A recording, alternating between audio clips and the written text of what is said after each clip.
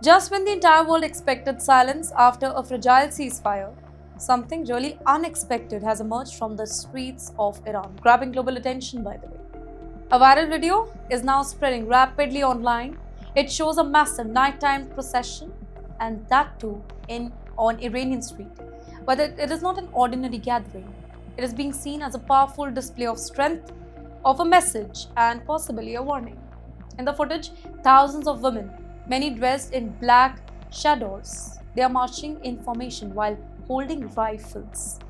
Well, their expressions, they appear determined, their chants loud, and the atmosphere highly charged. What might look like a celebration at first glance quickly began to feel like a calculated show of unity and resolve. It sends a very strong signal, by the way, that while the conflict may have paused on paper, the mindset on the ground, it remains firm. This development comes soon after a 2-week ceasefire agreement involving the United States, which many expected would reduce tension. However, within Iran, the narrative appears very different. Supporters are portraying the ceasefire not as compromise but as victory. The report suggests that several key demands from Tehran they have been acknowledged, including erasing the pressure and stabilizing these strategic routes such as the Strait of Hormuz. Ladies and gentlemen, this has kind of strengthened the perception that Iran has gained leverage rather than lost the ground. At a deeper level, this march is not about numbers or visuals.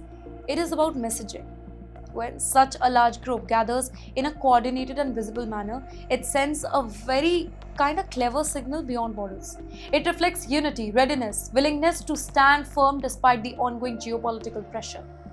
This image it itself becomes part of a narrative, shaping how both supporters and observers interpret the current situation. And yes, at the very same time, these visuals have sparked global debate.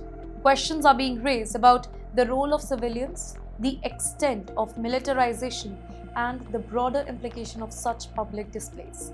Analysts are now closely watching whether this is really symbolic expression or maybe just a sign of more structured approach to mobilization.